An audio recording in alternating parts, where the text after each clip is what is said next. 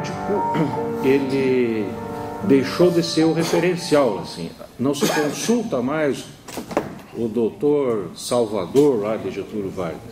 Se consulta, no caso de Porto Alegre, por exemplo, se consulta um médico do Hospital de Clínicas, um médico do Hospital Mãe de Deus, do Moinhos de Vento, da PUC, né?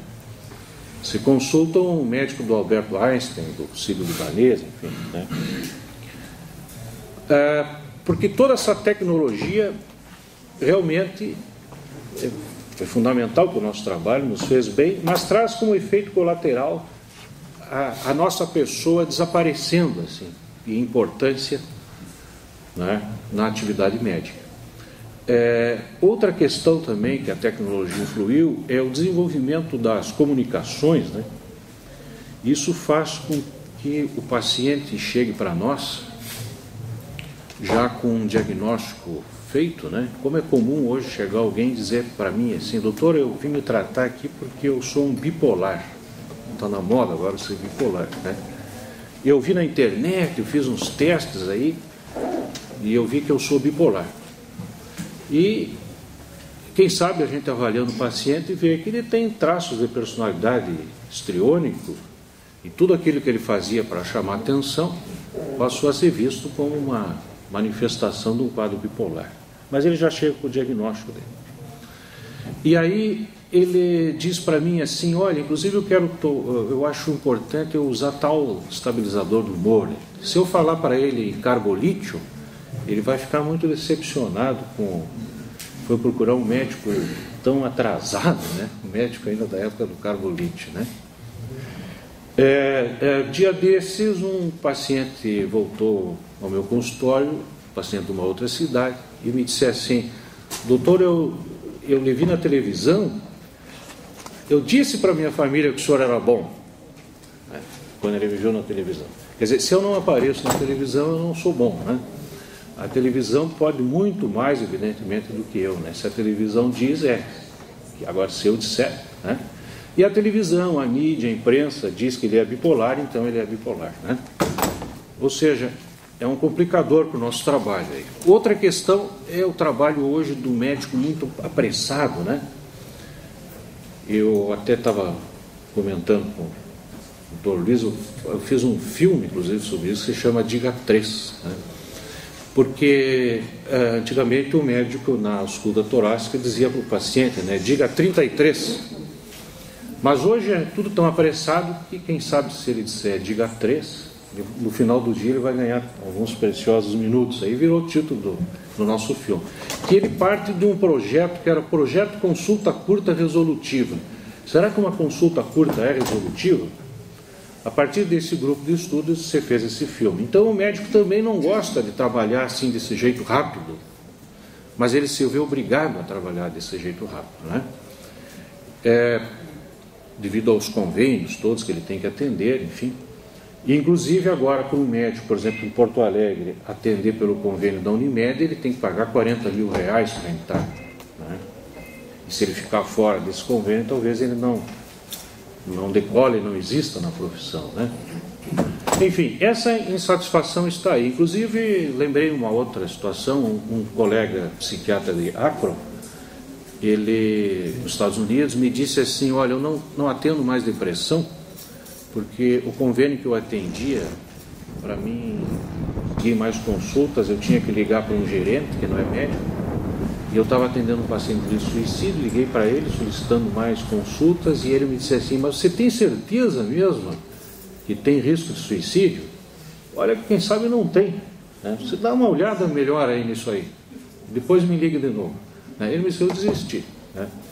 Quer dizer, o próprio doutor Goldberg, que está aí no Congresso, disse que os médicos lá no Reino Unido também estão insatisfeitos, os psiquiatras, por causa dos gerentes do sistema de saúde que acabam comandando o médico. Bem, então, nós estamos com esse problema aí. A questão não é a gente ficar se queixando, né? Eu até gosto daquela frase do Sartre que diz assim: o que importa não é o que a vida faz para a gente, o que importa é o que a gente faz disso que a vida faz para a gente. E é isso que nós temos que pensar como psiquiatras, como é que o médico pode manter a sua satisfação, a sua gratificação no trabalho, mesmo com a perda da autonomia. Quanto aos estudantes de medicina, ocorre o seguinte: o estudante entra empolgado na faculdade, foi um feito que ele fez, e aquilo é uma novidade, prestigia ele, e assim ele passa o primeiro ano, o segundo ano, o terceiro ano já começa a conhecer mais a realidade da profissão, já não é mais novidade, e no quarto ano a medicina já perdeu toda essa empolgação para ele, e ele volta a achar mais interessante do que a medicina o que a tecnologia está oferecendo para ele, né? Ele volta a se interessar pelo videogame, pelos jogos pela internet, né? Por toda essa realidade que tem ali virtual, né? Second Life, RPG, Wii, não sei o que, né? E, inclusive, no encontro em Curitiba, eu fiz faculdade de medicina em Santa Maria, na Universidade Federal de Santa Maria. Na época que eu fiz faculdade, eu me formei em 75, só havia boate no sábado. Nesse encontro em Curitiba, um aluno de Santa Maria me disse assim: professor, agora as boates começam lá na terça-feira. Então nós temos boate terça, quarta, quinta, sexta e sábado. Até a terça eles chamam lá da terça maligna. Terça maligna. Então os alunos têm uma oferta também, não só da tecnologia, mas uma oferta no sentido dessas festas à noite, né, muito grande. É mais fácil hoje ele sair à noite e namorar, né, do que na minha época. Na minha época não havia boate só no sábado, né? E então, o que acontecia? A medicina acabava sendo algo muito interessante, não havia outra coisa mais interessante para fazer. Hoje não, não é? Bom, meu tempo está correndo, eu vou então pular um pouquinho, depois no debate a gente pode voltar mais a essa questão aí, né? Então, nós achamos que o que está afetando o estudante é porque o estudante hoje tem uma oferta muito grande de prazeres, né? E os prazeres não trazem a felicidade. Então ele fica com pouco tempo para desenvolver atividades gratificantes, né? Então ele, como pessoa, vai se tornando mais infeliz, né? E isso vai influenciando, inclusive, nele gostar ou não da atividade médica e da relação médico-paciente. Então são questões do nosso tempo, né, que vão além das salas de aula. E claro que as salas de aula hoje também são problemáticas, né?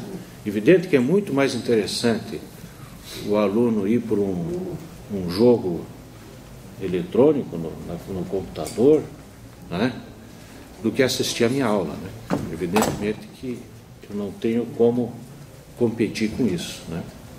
Então, o meu papel era esse, era trazer essa questão aqui para nós, né, para nós discutirmos. Nós estamos numa situação, para encerrar, eu acho que nós sempre podemos abordar um problema em etapas, né, identificando o problema, o sentimento que o problema desperta em nós, analisando ele, vendo as soluções e agindo. Nessa questão, nós estamos aí na fase de identificar o problema, perceber o sentimento, que é um sentimento negativo, e tentar analisá-lo, mas nós ainda estamos longe de encontrar as soluções. Obrigado.